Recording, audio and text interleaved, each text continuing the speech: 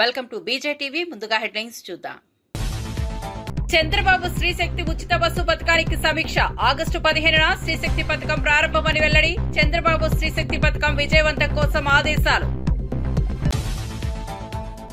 మంత్రి పదవి రాకపోవడంపై రాజగోపాల్ రెడ్డి తీవ్ర అసహనం. తనకు పదవి రాకుండా అడ్డుకుంటున్నది ఎవరిని మండిపాటు. తనకు మంత్రి పదవి ఇవ్వాల్సిందేనని డిమాండ్. గోపాలపురం పోలీస్ దాడిలో సృష్టి ఫెర్టిలిటీ స్కామ్ బహిర్గతం. సృష్టి ఫెర్టిలిటీ కేసులో 26 మందిని అరెస్ట్ చేసిన గోపాలపురం పోలీసులు. North zone DCP Rashmi Perumal surrogacy అక్రమాల.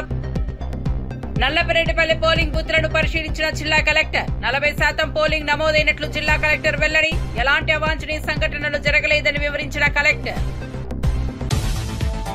ఇక వార్త వివరాల్లోకి వెళ్తే, ఆంధ్రప్రదేశ్ ముఖ్యమంత్రి చంద్రబాబు నాయుడు స్త్రీశక్తి ఉచిత బస్సు ప్రయాణ పథకాన్ని ప్రారంభించేందుకు సంబంధించి సన్నాహాలను సమీక్షించారు.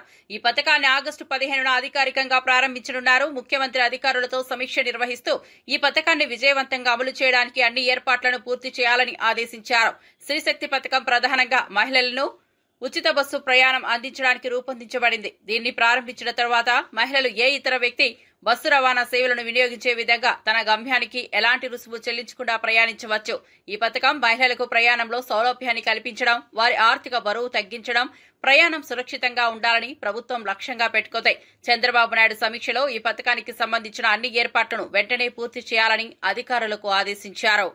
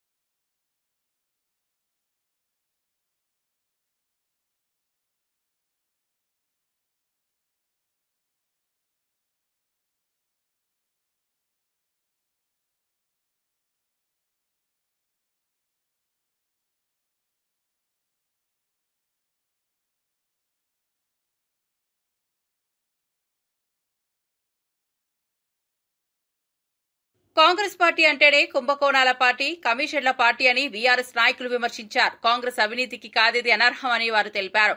తాజా జీవో 17 ద్వారా కోడిగుడ్ల కుంభకోణానికి పాల్పడిన రేవంత్ రెడ్డి సర్కార్ దాదాపు 600 కోట్ల కుంభకోణాన్ని పుట్టించిందని ఆరోపించారు. గురుకులాలు, కేజీవీబీ, ఇతర స్కూళ్లలో ఫుడ్ కాంట్రాక్టర్లను మార్చేందుకు నిబంధనలను సడలించే జీవో 17ను తీసుకొచ్చి దాదాపు 20,000 మందికి పైగా ఫుడ్ కాంట్రాక్టర్లను ప్రభావితం చేసి 1,00,000 మందికి పైగా చిరు వ్యాపారాలను ఆర్థికంగా నష్టపెట్టినట్టు చెప్పారు. ఈ చర్యను దుర్మార్గపు చర్యగా అభివర్ణిస్తూ కాంగ్రెస్ పార్టీ ప్రభుత్వ కేటుగుణాలకు ఆరోపణలు ఉంచారు. వారు ప్రజలను దోచుకోవడమే కాకుండా సామాన్య ప్రజల హక్కులను కూడా హరించారని వీఆర్ఎస్ నాయకులు విమర్శించారు. రేవంత్ రెడ్డి గారు ధనవంతులను మరింత ధనవంతులు చేసే స్కామ్ ఒకటి మొదలుపెట్టిండు. అట్లా 100 స్కాములు చేస్తున్నాడు. ఈరోజు తెలంగాణ ప్రజలకు నేను ఈ కోడిగుడ్ల కుంభకోణం గురించి చెప్పాలనుకుంటున్నా. రేవంత్ రెడ్డి చాలా జాగ్రత్తగా ప్లాన్ చేసి తెలంగాణ ప్రజల కళ్ళు కప్పి ఎన్నైతే కుంభకోణాలు చేస్తున్నాడో ఆ కుంభకోణాల్లో పేద బిడ్డల పొట్టగొట్టి కనీసం అంటే 20,000 మంది చిరు వ్యాపారులందరూ కూడా వాళ్ళు రోడ్ల మీద పడి ఏడుస్తూ ఉంటే ఇలా పెద్ద పెద్ద బడా వ్యాపారస్తులు, వాళ్ళ అధికార పార్టీకి చెందిన బడా నాయకులు వాళ్ళకే కాంట్రాక్ట్లు వచ్చేటట్టుగా జీవో నెంబర్ 17 తీసుకొచ్చిండు. దాని గురించి ఈరోజు తెలంగాణ ప్రజలకు వివరించాలని అనుకుంటున్నా. కాంగ్రెస్ పార్టీ అంటేనే కుంభకోణాల పార్టీ, కాంగ్రెస్ పార్టీ అంటేనే కమిషన్ల పార్టీ, కాంగ్రెస్ పార్టీ అంటేనే అక్రమ కేసులు పెట్టే పార్టీ, కాంగ్రెస్ పార్టీ అంటేనే ప్రశ్నించే వాళ్ళందరినీ జైలుకు పంపించే పార్టీ. ఇది కాంగ్రెస్ పార్టీ నైజం. ఇలా తెలంగాణ ప్రభుత్వం రేవంత్ రెడ్డి హయాంలో గురుకుల పాఠశాలల్లో ఇప్పటివే 103 మంది పిల్లలు చనిపోయారు. ఈ గురుకుల పాఠశాలల్లో ఎన్నో విషాహార సంఘటనలు జరుగుతూనే ఉన్నాయి. అది కరెక్ట్ చేయడం చేతగాక ఇంకొక కొత్త కుట్ర గురుకుల పాఠశాలను మాత్రమే కాదు, మొత్తం ప్రభుత్వ పాఠశాలలు, అంగన్వాడీలు, కేజీబీవీలు అన్ని పాఠశాలలను నిర్వీర్యం చేసి ఆ పాఠశాలల్లో ఉండే సంపద అంతా కూడా కేవలం వాళ్ళ పార్టీ బడా నాయకులకు దోచిపెట్టడానికే జీవో 17 తీసుకొచ్చిండు. నేను కొన్ని ఉదాహరణలు మీకు చెప్తాను. అందులో ప్రధానమైన ఉదాహరణ కోడిగుడ్ల కుంభకోణం. దాదాపుగా 600 కోట్ల కుంభకోణం ఇది. ఒకటి కాదు, రెండు కాదు, 600 కోట్లు జీవో నెంబర్ 17 ద్వారా. ఇక వివరాల్లోకి పోతే కేసీఆర్ గారి హయాంలో ప్రతి స్కూలు, మండలానికి ఒక 6 నుంచి 10 స్కూల్స్ ఉంటాయి. ప్రతి స్కూలుకు కూడా కాంట్రాక్ట్లు ఉండేవాళ్ళు. అంటే స్కూలుకు బియ్యము, పప్పులు సివిల్ సప్లైస్ డిపార్ట్మెంట్ రేషన్ షాపుల ద్వారా, గోడౌన్ల ద్వారా సప్లై చేస్తే, నూనె కానీ, పాలు కానీ, కూరగాయలు కానీ, చికెన్ కానీ, మటన్ కానీ, మరి ముఖ్యంగా కోడిగుడ్లు కానీ, అదేవిధంగా మిగతా చక్కెర కానీ, పసుపు కానీ, కారం కానీ, ఇవన్నీ కూడా రకరకాల చిరు కాంట్రాక్ట్లు సప్లై చేసేవాళ్ళు. అంటే ఒక స్కూలుకు ఆధారంగా కనీసం అంటే 10 మంది చిరు కాంట్రాక్టర్లు బతికేవాళ్ళు. రెక్కాడితే డొక్కాడ నుంచి కుటుంబాల నుంచి వచ్చిన వాళ్ళు, అదేవిధంగా పేదరికంతో మగ్గుతున్న వాళ్ళు, ఉద్యోగాలు రాక నిరుద్యోగులుగా బతికిన వాళ్ళు, వాళ్ళందరూ కూడా ఈ స్కూళ్ళల్లో చిన్న చిన్న చిరు వ్యాపారాలు చేసి వాళ్ళు కనీసం అంటే సంవత్సరానికి 1,00,000 రూపాయలు సంపాదించుకునే వాళ్ళు. కానీ ఈరోజు రేవంత్ రెడ్డి పాలనలో ఆ పరిస్థితి లేదు. వీళ్ళందరూ కూడా రోడ్ల మీద పడ్డారు. తెలంగాణలో 20,000 మంది కాంట్రాక్టర్ల పొట్టగొట్టిండు రేవంత్ రెడ్డి. వాళ్ళంతా చిరు వ్యాపారులు. వాళ్ళు బడబడ మెగా కృష్ణారెడ్డి, సీఎం రమేష్, పొగ్గులేటి శ్రీనివాసరెడ్డి లాంటి కాంట్రాక్టర్లు కారు. చాలా చిన్నవాళ్ళు. వీళ్ళందరూ కూడా ఇప్పుడు తెలంగాణ భవన్, ఇలా పేద ప్రజలందరికీ కూడా తెలంగాణ భవన్ ఒక జనతా గ్యారేజీగా మారిన ఈ పరిస్థితి లోపల బాధలున్న ప్రతి ఒక్కరు కూడా తెలంగాణ భవన్కి వస్తున్నారు. ఇలా వీళ్ళ పొట్టగొట్టిండ్రు, వీళ్ళ రోడ్డు మీద పడ్డారు కాబట్టి వీళ్ళ తెలంగాణ భవన్కి వచ్చింది. పులివెందుల ఒంటిమిట్టి జెడ్పీటీసీ ఎన్నికల పోలింగ్ 7 గంటలకు ప్రారంభమైన దగ్గర నుంచి పెద్ద అరాచకం రాజ్యమేలుతోంది. వైఎస్సార్ కాంగ్రెస్ పార్టీ ఏజెంట్లు ఓటర్ల బూతులకు వెళ్లకుండా తెలుగుదేశం పార్టీ పోలీసులు కలిసికట్టుగా కుట్రను అమలు చేస్తున్నారని వైఎస్సార్సీపీ ఆరోపించింది. వారు చెప్పినట్లుగా మా ఏజెంట్లను తెలుగుదేశం గూండాలు, పోలీసులు కలిసి బయటకు లాగేశారని ఆరోపించారు. వైఎస్సార్సీపీకి చెందిన వారు ఉన్నట్లుగా తెలుసుకున్నప్పుడు వారి స్లిప్స్ ను జాడిస్తారని కూడా వారు తెలిపారు. కడప జిల్లాలో పులివెందుల, ఒంటిమిట్ట ఈ 2 జడ్పీటీసీ ఎన్నికలు పోలింగ్ 7 గంటలకు ప్రారంభమైంది. ఇప్పుడు 12 అవుతా ఉంది. పోలింగు ప్రారంభం దగ్గర నుంచి ఒక పెద్ద అరాచకం రాజ్యమేలేటటువంటి పరిస్థితిలో ఇవాళ కనిపిస్తూ ఉంది. వైఎస్ఆర్ కాంగ్రెస్ పార్టీకి సంబంధించినటువంటి ఏజెంట్లు కానీ లేదు ఓటర్లు కానీ ఆ బూతుల్లోకి వెళ్ళకోకుండా ఉండే విధంగా ఒక పద్ధతి ప్రకారం తెలుగుదేశం పార్టీ పోలీసులు కలిసికట్టుగా కుట్ర చేసి ఒక వ్యూహం ప్రకారం ఉదయం నుంచి అమలు చేస్తున్నారు. మా పార్టీకి సంబంధించిన ఏజెంట్లు ఎవరైతే ఉన్నారో ఆ ఏజెంట్లు పోలింగ్ బూతుల్లోకి వెళ్తారు 7 గంటల ముందు. ఎక్కడా కూడా మా ఏజెంట్స్ని అలౌ చేయలేదు. 1-2 చోట్ల మా ఏజెంట్లు వెళ్ళిన తర్వాత కూడా వారిని దౌర్జన్యంగా పోలీసుల సహాయంతో ఇతర ప్రాంతాల నుంచి వచ్చినటువంటి తెలుగుదేశం కార్యకర్తల నుండి, గుండాల నుండి, ఇతర ప్రాంతాల నుంచి అంటే పులివెందుల నియోజకవర్గానికి సంబంధం లేని వాళ్ళు, పులివెందుల జడ్పీటీసీ పరిధిలో సంబంధం లేని వాళ్ళు, జమ్మలమడుగు నుంచి ఇతర నియోజకవర్గాల నుంచి వందలాది మంది వచ్చి పోలీసుల సహకారంతో మా ఏజెంట్లను లాగివేసే పరిస్థితి తీసుకురావడం అనేది చాలా దురదృష్టకరమైనటువంటి పరిణామంగా మేము భావిస్తున్నాం. అదేవిధంగా మాజీ ఎంపీపీ పులివెందుల ఆయన బలరామరెడ్డి గారు, ఆయన ఒక బూత్లో ఏజెంటు. ఆయన వెళ్ళలేలా బయటికి లాగేశారు. ఏజెంట్ లేకోకుండానే ఎన్నిక జరుగుతూ ఉంది, పోలింగ్ జరుగుతూ ఉంది. ఓటర్లు ఎవరైనా పోలింగ్ స్టేషన్లోకి వెళ్ళేటటువంటి ప్రయత్నం చేస్తే వాళ్ళు వైసీపీ అని ఐడెంటిఫై అయితే గ్రామంలో వాళ్ళు లోపలికి వెళ్ళడానికి వీల్లేదు అని వాళ్ళ స్లిప్పులు లాగేసుకుంటున్నారు. ఇతర ప్రాంతాల నుంచి వచ్చిన వాళ్ళు ఎవరైతే ఉన్నారో వాళ్ళకి ఆ స్లిప్పులు ఇస్తున్నారు. ఈ స్లిప్పులు తీసుకెళ్లి ఓట్లు వేసేస్తున్నారు. ఓట్లు వేసేయటం సాధ్యం అంటే ఎలక్షన్ కమిషన్ వారు అక్కడ ఉన్నటువంటి వారు ఎలవ్ చేస్తున్నారు. దురదృష్టకరంగా ఈ పరిణామం జరుగుతూ ఉంది. అంతేకాదు అవినాష్ రెడ్డి గారిని అరెస్ట్ చేశారు. హౌస్ అరెస్ట్ కూడా కాదు, ఇంట్లోకి చొరబడి ఇల్లంతా ధ్వంసం చేసి ఒక ఎంపీ గారిని అరెస్ట్ చేసి తీసుకువెళ్ళారు. తీసుకువెళ్తే ఎర్రగొండలలో అక్కడ దాకా వెళ్ళారు, మొత్తం తిప్పుతూ ఉన్నారు. సాయం దాకా తిప్పుదాం అనుకుంటుంటారు బహుశా. ఎర్రగొండలో సుధీర్ రెడ్డి గారు మాజీ ఎమ్మెల్యే గారు అడ్డం వచ్చారు. ఏంటండి మా అవినాష్ రెడ్డి గారిని ఈ విధంగా మీరు తిప్పుతున్నారు, ఆయనకి సర్వైకల్ స్పాండిలాసిస్ ఉంది, ఆరోగ్యం బాగోలేదు, మీరు తిప్పడానికి వీల్లేదని కార్యకర్తలు రివర్స్ అయిన తర్వాత గత్యంతరం లేని పరిస్థితుల్లో ఎర్రగొండలో అవినాష్ రెడ్డి గారిని ఈ సుధీర్ రెడ్డి గారి ఇంటికి తరలించారు. ఏమిటి అన్యాయం నేను అడుగుతా ఉన్నాను. ప్రజలు తిరగబడ్డారు. అక్కడ ఎక్కడైతే అవినాష్ రెడ్డి గారిని పులివెందుల్లో అరెస్ట్ చేసి మొత్తం తీసుకెళ్లి మొత్తం తిప్పాలని ప్రయత్నం చేస్తున్నారో ఎందుకు అరెస్ట్ చేశారు? ఇక్కడుండి ఎక్కడైతే అన్యాయం జరుగుతుందో ఆ అన్యాయాల గురించి మాట్లాడతాడనేటువంటి ఉద్దేశంతో ఈయన్ని అరెస్ట్ చేశారు. అరెస్ట్ చేసి తీసుకువెళ్తుంటే మధ్యలో ప్రజలు తిరుగుబడి మళ్ళా గత్యంతరం లేని పరిస్థితుల్లో తీసుకొచ్చి మరి సుధీర్ రెడ్డి ఇంటికాడ ఎర్రగొండలో పెట్టడం జరిగింది. మంత్రి స్థాయిలో ఉండి క్షుద్ర పూజలను నమ్మేలా మాట్లాడడం నేరమని కోమటిరెడ్డికి తెలియదా అని బీఆర్ఎస్ నాయకుడు జగదీష్ రెడ్డి తీవ్రంగా విమర్శించారు. క్షుద్ర పూజల గురించి మాట్లాడిన వాళ్లు మంత్రివర్గంలో ఉండకూడదు, వారు జైల్లో ఉండాలి. జగదీష్ రెడ్డి వ్యాఖ్యలు, రాజకీయ నాయకుల మాటలు, వారి ధోరణి ప్రజలపై ఎంత ప్రభావం చూపిస్తాయో దానిపై దృష్టి సారిస్తున్నాయి. మంత్రి స్థాయిలో ఉన్న వ్యక్తి ఇలాంటి వ్యాఖ్యలు చేస్తే అది ప్రజల మధ్య దుర్గతి నెలకొల్పే అవకాశం ఉందని ఆయన అభిప్రాయపడ్డారు. మంత్రులు తమ పదవిని ప్రజల సేవ కోసం వినియోగించాలి. క్షుద్ర పూజల్ని ప్రస్తావించడం వంటి చర్యలు పౌర సమాజాన్ని ప్రతికూలంగా ప్రభావితం చేస్తాయని జగదీష్ రెడ్డి చెప్పారు. కోమటిరెడ్డి వెంకటరెడ్డి కూడా నేరస్తుడే. ఆయన పైన చట్టరీత్యా చర్యలు తీసుకోవాలి. ఆయనకు మంత్రివర్గంలో ఉండే అర్హత కూడా లేదు. ఇటువంటి క్షుద్ర పూజల్ని నమ్మేవాళ్ళు, ప్రచారం చేసేవాళ్ళు, ప్రజల్లో అపోహలు కల్పించే వాళ్లకు తప్పకుండా వీళ్ళు ఉండాల్సింది జైల్లో తప్ప మంత్రివర్గంలో కాదు. ఆయన ఉండాల్సింది జైల్లో తప్ప మంత్రివర్గంలో కాదు. మీ ఇంట్లో కూడా ఆచరించడానికి లేదు క్షుద్ర పూజల్ని. ఎవరింట్లో వాళ్ళు కూడా ఆచరించడానికి వీల్లేదు. అవి లేని మహిమలు ఉన్నాయి అని చెప్పి ప్రచారం చేసే హక్కు ఎవరికి కూడా లేదు. అది సమాజంలో ఒక చెడు పొగడల్ని తీసుకొచ్చే సాంప్రదాయం. అది గతంలో మనం చూసినాం. మనం నెల 2 నెలలకు ఒక వార్తను వినేది గతంలో. ఈ క్షుద్ర పూజలు చేసిరన్న వాళ్ళను ఊరంతా కలిసి చంపేసిరని రకరకాలుగా. మరి కోమటిరెడ్డి వెంకటరెడ్డి కూడా ఇవాళ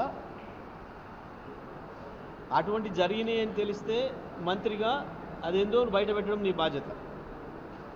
లేదు అవి ఉన్నాయి, దానివల్లనే అక్కడేదో జరిగింది అని కనుక నువ్వు చెప్పింది ఏదైతే ఉందో ఇది పూర్తిగా శిక్షార్హమైన నేరము.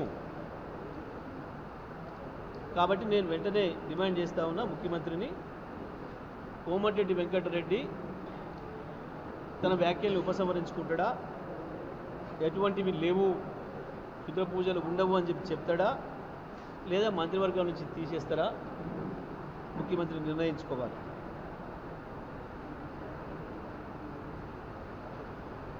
నల్లబరెడ్డిపల్లె పోలింగ్ బూత్లను జిల్లా కలెక్టర్ పర్యవేక్షించారు. ఈ సందర్భంగా 40% పోలింగ్ నమోదైనట్లు ఆయన తెలిపారు. పోలింగ్ ప్రక్రియని సమగ్రంగా పరిశీలించిన కలెక్టర్ ప్రజల నుంచి మంచి స్పందన వస్తున్నట్లు చెప్పారు. పోలింగ్ ప్రక్రియ ప్రశాంతంగా సాగడానికి అన్ని సన్నాహాలు చేసినట్లు పేర్కొన్నారు. ఆయన మాట్లాడుతూ ఎలాంటి అవాంఛనీయ సంఘటనలు జరగకుండా నియంత్రణ కఠినంగా నిర్వహించినట్లు చెప్పారు. పోలింగ్ ఎలాంటి సమస్యలు లేకుండా జరగడానికి అన్ని అధికారుల పని పట్ల సంతృప్తిని వ్యక్తం చేశారు. ఈ సమయానికి పోలింగ్ ప్రశాంతంగా కొనసాగుతోంది మరియు అన్ని సంబంధిత అధికారులు తమ బాధ్యతలను నెరవేర్చినట్లు జిల్లా కలెక్టర్ తెలిపారు. తద్వారా సురక్షితమైన ఎన్నికల ప్రక్రియ నిర్వహించబడుతున్నట్లు ఆయన తెలిపారు. 11 గంటల సుమారుగా 35 నుంచి 40% వరకు ఓట్లు నమోదైన అన్ని పోలింగ్ స్టేషన్ కూడా చూస్తున్నాము, విజిట్ చేస్తున్నాము. ఇది కూడా ప్రశాంతంగా జరుగుతాము, ఎటువంటి ఇబ్బంది లేకుండా.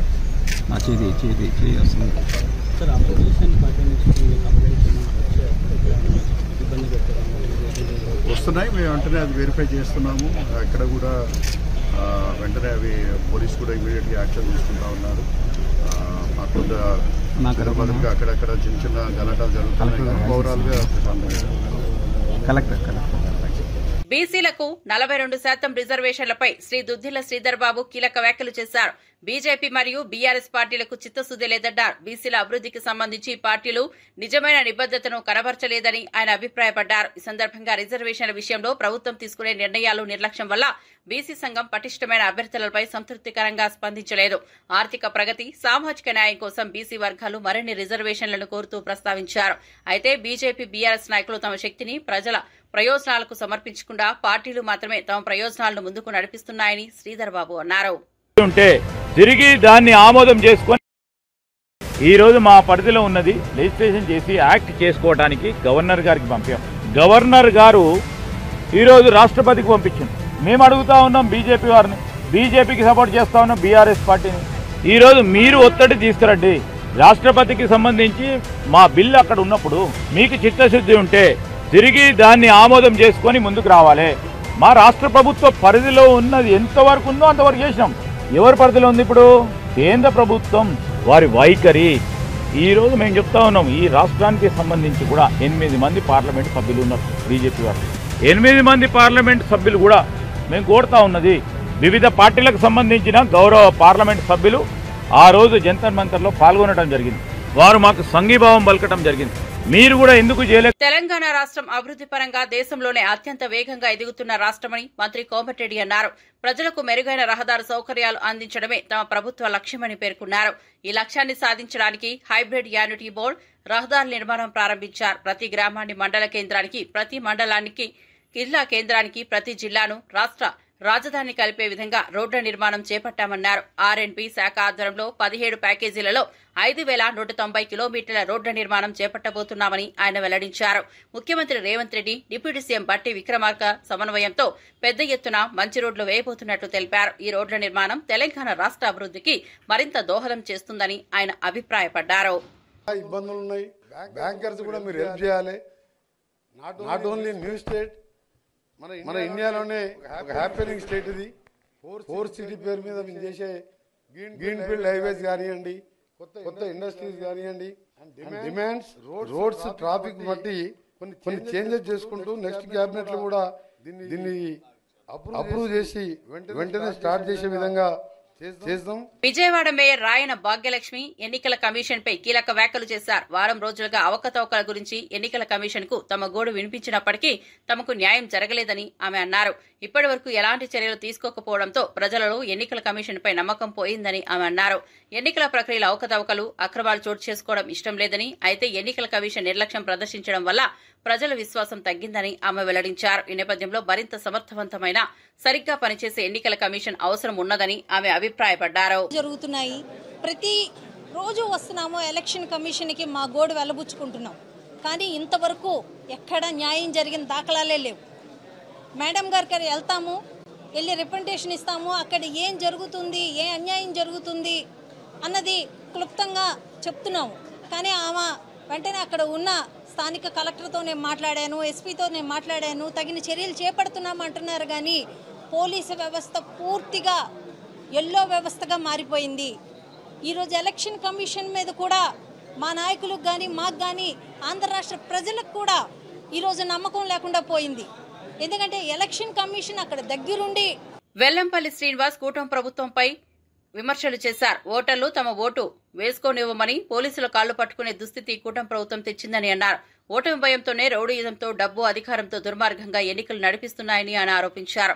ఉప ఎన్నికల్లో పోటీ చేస్తున్న అభ్యర్థిని ఓటేయకుండా అడ్డుకోవడం దారుణమని పేర్కొన్నారు. ఈ రకమైన కార్యకలాపాలు ప్రజాస్వామ్య విధానాలను కించపరుస్తాయని అన్నారు. దీనిని ఎక్కడా చూడలేదని అన్నారు. ప్రభుత్వ అధికారులతో తప్పులేని హయాంలో ఎన్నికల నిర్వహణ విధానం ప్రజలపై తీవ్రమైన ప్రభావం చూపుతోందని శ్రీనివాస్ అభిప్రాయపడ్డారు. కాళ్లు పట్టుకుని మా ఓటు మాకు వేసుకునే అవకాశం కల్పించండి అనే పరిస్థితికి ఈ ఆంధ్ర రాష్ట్ర ప్రభుత్వం కల్పించింది అని చెప్పి మీ అందరికీ ఒకటి తెలియపరుచుకుంటున్నాను. ఇంత దారుణంగా, ఇంత నికృష్టంగా, ఇంత రౌడీయిజంగా, ఇంత దుర్మార్గంగా నాకు తెలిసి ఈ ఆంధ్ర రాష్ట్రంలో ఎప్పుడు కూడా ఎన్నికలు జరిగిన పరిస్థితి లేదు.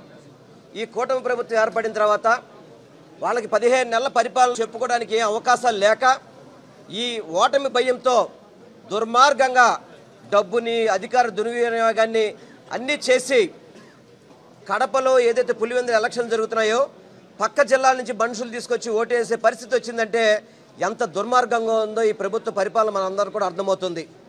కనీసం క్యాండిడేట్ కూడా బయటికి వెళ్ళలేని పరిస్థితి, ఏదైతే మా వైసీపీ క్యాండిడేట్ ఉన్నాడో బయటికి వెళ్ళలేని పరిస్థితి. స్థానికంగా ఉన్న ఎంపీని హౌస్ అరెస్ట్ చేయడం, వైఎస్ఆర్సీపీ నాయకులు అంటే చాలు ప్రతి ఒక్కరిని కూడా హౌస్ అరెస్ట్ చేయడం, పోలీసులు గన్నులతో బెదిరించడం, మహిళలు కూడా సాక్షాత్తు మాకు ఓటు హక్కు కల్పించండి అని చెప్పిన పోలీసుల్ని మొరపెట్టుకున్న పరిస్థితి ఈరోజు పులివెందులో కనిపిస్తుందంటే ఎంత దుర్మార్గ పరిపాలన మనందరం కూడా అర్థం చేసుకోవాల్సిన అవసరం ఉంది. ఎందుకు ఒక్క స్థానిక సమస్యల ఎన్నికల కోసం ఇంత దుర్మార్గంగా ప్రవర్తిస్తారా? ఒకళ్ళు గెలిస్తే మాత్రం ఏం జరుగుతుంది? మీకు ఏం జరుగుతుంది? సునకానందం తప్ప ఏమీ లేని పరిస్థితి. ఇందాక కూడా చెప్పారు రాంబాబు గారు, గతంలో నంద్యాల ఎన్నికల్లో కూడా మీరు ఇదే విధంగా చేసి గెలిచారని చెప్పని. అదే నంద్యాలలో పబ్లిక్ ఎలక్షన్స్లో 50,000 మెజారిటీతో నంద్యాల ఎమ్మెల్యే గెలిచాడు. అక్కడ చంద్రబాబు నాయుడుకి గుర్తుపెట్టుకోండి, ఈ ఎన్నికలు ఏదో చేసుకున్నాం మీ అయిపోయానని చెప్పి అనుకుంటున్నారేమో. తప్పకుండా ప్రజలు ఎదురు చూస్తున్నారు. ఎప్పుడు ఎన్నికలు వచ్చినా కానివ్వండి, ఎప్పుడు సార్వత్రిక ఎన్నికలు వచ్చినా కానివ్వండి, డిపాజిట్ లేకుండా కూటమి ప్రభుత్వాన్ని ఓడించడానికి ప్రజలు సిద్ధంగా ఉన్నారు. కోమటిరెడ్డి రాజగోపాల్ రెడ్డి మరోసారి రేవంత్ రెడ్డిపై తీవ్ర విమర్శలు చేశారు. రేవంత్ రెడ్డిని ముఖ్యమంత్రిని చేశాం, మహబూబ్ నగర్ కు ముఖ్యమంత్రిని ఇచ్చాం అని పేర్కొన్నారు. అలాగే ఖమ్మం జిల్లాలో 9 మంది ఎమ్మెల్యేలకు 3 మంత్రులు ఉన్నప్పటికీ నల్గొండ జిల్లాకు 11 మంది ఎమ్మెల్యేలు ఉన్నా 3 మంత్రులు ఉన్నందున సమస్య ఏదైనా ఉందా అని ప్రశ్నించారు. సమీకరణలు కుదరడం లేదు అంటున్నారు. ఎందుకు కుదరడం లేదు, ఎవరు పుల్ల పెడుతున్నారంటూ కూడా అభ్యంతరం వ్యక్తం చేశారు. మరిన్ని వివరాలు ఇచ్చిన కోమటిరెడ్డి పార్లమెంట్ ఎన్నికల సమయంలో రెండోసారి ప్రామిస్ చేసినప్పుడు మేమిద్దరం అన్నదమ్ములము ఉన్నామని తెలియదా అని ప్రశ్నించారు. ఇద్దరం మంత్రులమైతే తప్పేంటి అని అంటున్నారు. ఒడ్డు దాటే వరకు ఓడమల్లయ్య, ఒడ్డు దాటాక బోడి మల్లయ్య అన్నట్లే ఉందని కోమటిరెడ్డి ఆగ్రహం వ్యక్తం చేశారు. మన పార్లమెంట్ ఎన్నికలప్పుడు రెండోసారి ప్రామిస్ చేసి మాటిచ్చినప్పుడు ఇద్దరు ఉన్నదన్నాయి అంటే అది ఎట్లుందంటే ఒడ్డు దాటినాక ఓడమల్లయ్య, ఒడ్డు దాటినాక బోడమల్లయ్య అన్నట్టుంది. ఇప్పుడు సమీకరణం కుదురుతలేమని మన బట్టి విక్రమార్క గారు అంటుంది. ఏం కుదురుతలేవు? 9 మంది ఎమ్మెల్యేలు ఉన్న ఖమ్మం జిల్లాలో 3 మంత్రులు ఉన్నారు. ఎంతమంది ఉన్నారు? 11 మంది ఎమ్మెల్యేలు ఉన్నా నల్గొండకు 3 ఉన్నారు. తప్ప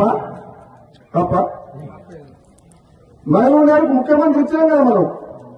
రేవంత్ రెడ్డికి ముఖ్యమంత్రి ఇచ్చినప్పుడు ఇద్దరన్న మీద తప్పేంది?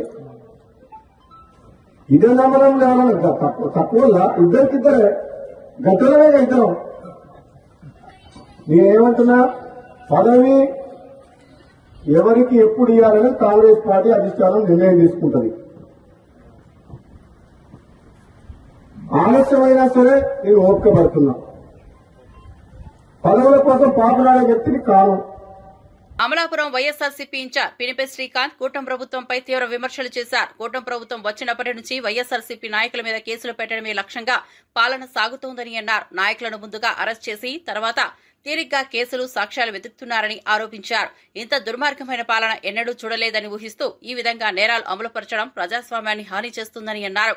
వైఎస్ఆర్సీపీ నాయకులపై ఇలాంటి దాడులు, అక్రమాలు చేయడం ప్రభుత్వానికి ఏమైనా సాటి పరిపాలన అందించలేదని ఆయన తెలిపారు. కూటమి ప్రభుత్వం వచ్చిన ఫస్ట్ డే నుంచి మనం చూసుకుంటున్నది ఏంటి అంటే వాళ్ళు చేస్తున్నదల్లా కూడా అక్రమంగా అరెస్టులు చేయడము, ఏ తప్పు ఏ సాక్ష్యాధారాలు ఉండవు, ఏముండవు, అరెస్టులు చేయడము. నా నుంచి మొదలుకొని మొన్న మిథున్ రెడ్డి దాకా కూడా అన్యాయంగా కట్టుకథ అల్లేస్తారు. ఫస్ట్ అరెస్ట్ చేసేస్తారు, ఆ తర్వాత కట్టుకథ అల్లేసి దానికి సాక్ష్యాలు క్రియేట్ చేయడానికి చూస్తూ ఉంటారు. ఈ రకంగానే మొత్తం కూటమి ప్రభుత్వం సంవత్సరం 14 నెలల పాలన సాగించిన విషయం మనందరికీ తెలిసిందే. ఈరోజు పులివెందులలో ఏదైతే ఎలక్షన్ జరుగుతుందో దాంట్లో కూడా అక్రమంగా అవినాష్ రెడ్డి గారిని ఎటువంటి కారణం లేకుండా కూడా శాంతియుతంగా వాళ్ళు ఎలక్షన్ ప్రచారం చేసుకుని ఎలక్షన్ ప్రచారం కూడా ముగిసిపోయింది. ఈరోజు ఇంకా మిగిలింది ఏంటి అంటే డైరెక్ట్ ఇంకా పోలింగ్ బూత్లకు వెళ్ళి ఓట్లు వేయడం. అలాంటి ఒక కీలకమైన ఘట్టం దగ్గర వాళ్ళని తీసుకెళ్లి అరెస్ట్ చేయడము, లేకపోతే ఎలక్షన్లో నిలబడిన క్యాండిడేట్ని హౌస్ అరెస్ట్ చేయడం. ఇప్పుడు దాకా అసలు ఎక్కడ చూసామా? క్యాండిడేట్ని హౌస్ అరెస్ట్ చేయడం ఏంటండి బాబు, ఎంత దారుణమా? క్యాండిడేట్ని హౌస్ అరెస్ట్ చేయడము, ఎంపీ అవినాష్ రెడ్డి గారిని అరెస్ట్ చేయడము ఎటువంటి కారణం లేకుండా. ఇదంతా కూడా ప్రజలందరూ కూడా గమనిస్తున్నారు. ఇదంతా దేనికి నిదర్శనం అంటే చంద్రబాబు నాయుడు యొక్క నిరంకుశ పాలనకి ఇదంతా నిదర్శనము. మీరు ఎన్ని ఎత్తులు కుయ్యెత్తులు వేసినా కూడా ఖచ్చితంగా పులివెందులలో గెలిచేది వైఎస్ఆర్సీపీ జెండానే. అక్కడ జగనన్న ప్రభుత్వమే మళ్ళీ గెలుస్తుంది. ఖచ్చితంగా వైఎస్ఆర్సీపీ జెండానే ఎగురుతుంది. అత్యధిక మెజారిటీ తోటి అక్కడ జడ్పీటీసీ ఎలక్షన్ మేము గెలుచుకోకపోతున్నామని మేము తెలియజేస్తున్నాం. సృష్టి ఫెర్టిలిటీ సెంటర్ కేసులో గోపాల్పురం పోలీసులు భారీగా దాడి చేసి ఇప్పటి వరకు 26 మందిని అరెస్ట్ చేశారు. దర్యాప్తు మలుపులు తిరుగుతుండగా ఈ స్కామ్ ఒక రాష్ట్రానికే పరిమితం కాకుండా దేశంలోని పలు రాష్ట్రాల్లో విస్తరించి ఉన్నట్లు బహిర్గతమైంది. సరోగసి పేరుతో జరుగుతున్న అక్రమాల వెనుక ఒక భారీ నెట్వర్క్ ఉందని north zone DCP Rashmi Perumal వెల్లడించారు. 2010 నుండి ఇప్పటి వరకు 15కు పైగా కేసుల్లో ఇలాంటి అక్రమాలకు పాల్పడినట్లు నిందితులపై ఆరోపణలు ఉన్నాయి.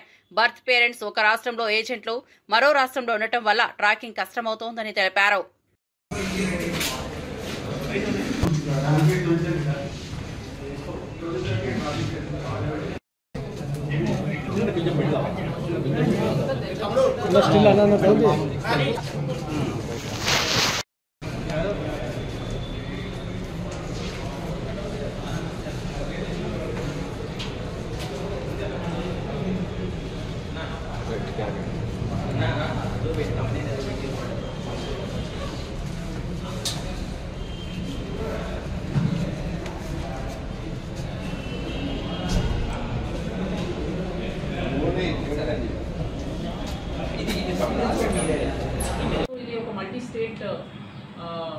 ఇట్లా మల్టీ స్టేట్ ఆపరేషన్స్ నడుపుతాం వలన జ్యూరిస్డిక్షన్ కాన్ఫ్లిక్ట్ వస్తుంది అండ్ బికాస్ ఆఫ్ విచ్ ఈ లూప్ హోల్స్ లాలో లూప్ హోల్స్ ఉంటాయి which can be exploited easily.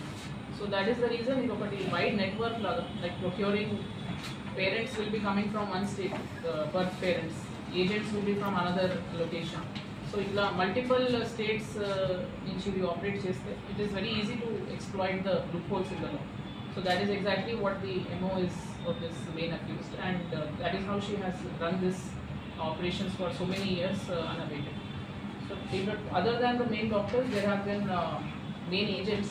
Dhanashree Santoshi and we have identified as one of the main agents, and Dana contacts though she has multiple sub agents, and sub agents like Nandini, Harsha Roy, Asha Begum, Nayan Das, then Koduru Ratnam, Kona Meenakshi, Balagam Saroja, Kodamala Karunashri, Jinugu Vijay Kumar, Kantipidi Yamuna. So all of them are acting as agents and sub-agents. So if we are looking into their kind of backgrounds, initially they have approached a variety of clinics as egg donors. Chala mandi women accused identify అయ్యారు. So వాళ్ళు ఇనీషియల్గా egg డోనర్స్గా approach అవుతారు. కొందరు సరోగేట్గా కూడా act చేశారు once or twice. They have acted as surrogate for some other couples in different cases. So సరోగేట్గా when they are acting as surrogate, they come in contact with a variety of people who are working at these clinics, and that is how this network of information develops. So already over 3 times surrogate అయిన person, automatically she will be in touch with many such agents and many other such persons who are working in this field. So like akadunna lab technicians, akadunna other pharma workers. So this is not just limited to this clinic. She has variety of clinics in the city, not just Hyderabad, across other cities also. ఇవి bulletin విశేషాలు. చూస్తూనే ఉండండి IBTV. మరిన్ని updates కోసం చూస్తూనే ఉండండి BJTV.